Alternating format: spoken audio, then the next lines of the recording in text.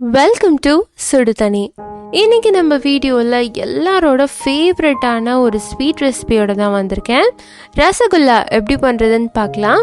இது பிடிக்காதவங்க இருக்கவே மாட்டாங்க. எல்லாரோட ஃபேவரட்டான ஒரு ஸ்வீட் இது நம்ம வீட்டில் எப்படி ஸ்பாஞ்சியாக பண்ணுறதுங்கிறத இந்த வீடியோவில் நம்ம பார்க்கலாம்.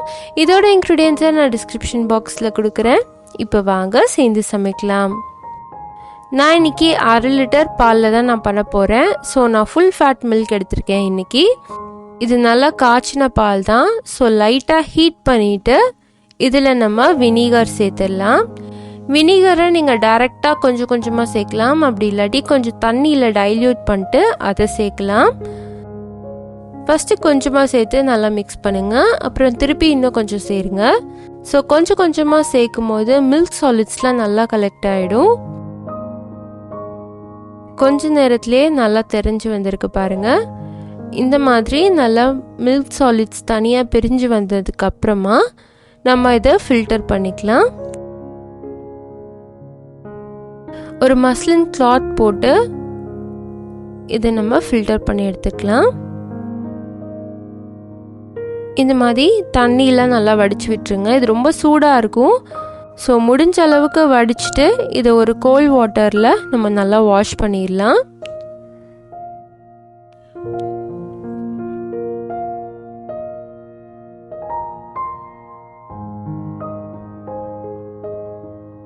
இதில் கொஞ்சம் கூட தண்ணி இருக்கக்கூடாது. ஸோ அதனால் நல்லா பிழிஞ்சிட்டு ஒரு வெயிட் வச்சு நம்ம கொஞ்ச நேரம் ரெஸ்ட் பண்ணிடலாம்.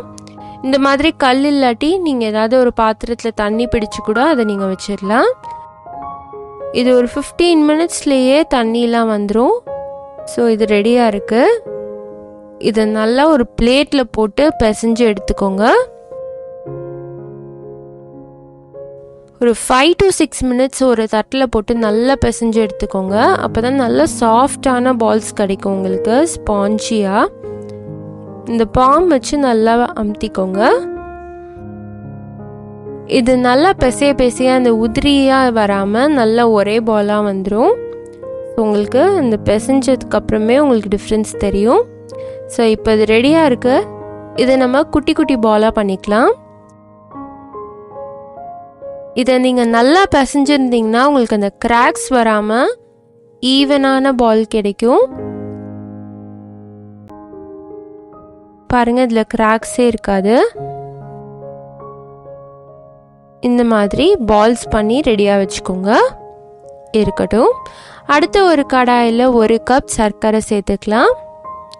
இது கூட 1 கப் தண்ணி சேர்த்துக்கோங்க. இதை ஃபர்ஸ்ட் நல்லா மெல்ட் பண்ணிடுங்க. இது நல்லா கரைஞ்சி ரெடி ஆகணும். இப்போ பார்த்தீங்கன்னா இந்த சர்க்கரை பாகு நல்லா ரெடி ஆயிடுச்சு. இதில் நம்ம செஞ்சு வச்சுருக்க பால்ஸ் எல்லாம் சேர்த்துடலாம். சர்க்கரை பாகு முக்கியமாக ரொம்ப திக்காக இருக்கக்கூடாது. அப்படி இருந்துச்சுன்னா உங்களுக்கு ரொம்ப ஹார்டாகிடும். உள்ளே அந்த ஜீரா நல்லா இறங்காது. ஸோ தின்னாவே வச்சுக்கோங்க. அப்பப்போ திக்காகும் போது கொஞ்சம் சுடு தண்ணி ஊற்றிக்கிட்டிங்கன்னா உங்களுக்கு அது தின்னாவே மெயின்டைன் ஆகும். இது ஒரு 10 to 15 மினிட்ஸ் நம்ம நல்லா கொதிக்க வச்சிடலாம். இந்த பால் குட்டியாக இருக்க சைஸ் அப்படியே கொஞ்சம் டபுள் த சைஸ் ஆகும். ஸோ இருக்கட்டும். இப்போ பார்த்தீங்கன்னா ஒரு 10 மினிட்ஸ் ஆயிருக்கு. பாருங்கள், பால் நல்லா பெருசாகிடுச்சு, டபுள் த சைஸ் ஆகிருக்கு. ஸோ உங்களுக்கு ஜீரால நல்லா அது கொதிச்சிருக்குன்னு அர்த்தம். இது சூப்பராக ரெடி ஆயிடுச்சு. அதே மாதிரி கிராக்ஸ் இல்லை பாருங்கள். ஸோ நல்ல அதே மாதிரி இதில் கிராக்ஸ் இல்லை பாருங்கள், வெடிச்சு இருக்காது. ஏன்னா நம்ம நல்லா பிசைஞ்சிருக்கனால நல்லா சாஃப்டாக இருக்குது. ஸோ வெடிக்காமல் இது சூப்பராக ரெடி ஆயிடுச்சு. பாருங்கள் எவ்வளோ அழகான பால்ஸாக கிடச்சிருக்குன்ட்டு. ஸோ நீங்கள் பிசைறதுல தான் இருக்குது.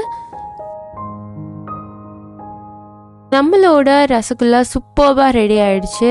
அடுத்தடுத்து தீபாவளி டைம் வருது. ஸோ இந்த ரெசிபி உங்களுக்கு ரொம்பவே யூஸ்ஃபுல்லாக இருக்கும். அதே மாதிரி ரொம்ப சிம்பிளாக செய்யக்கூடிய டிஷ் இது. கண்டிப்பாக மிஸ் பண்ணாமல் ட்ரை பண்ணி பாருங்கள். இந்த வீடியோ உங்களுக்கு பிடிச்சிருந்தால் லைக் பண்ணுங்கள். சுடு தண்ணி சேனலை சப்ஸ்கிரைப் பண்ணுங்கள். தேங்க்யூ.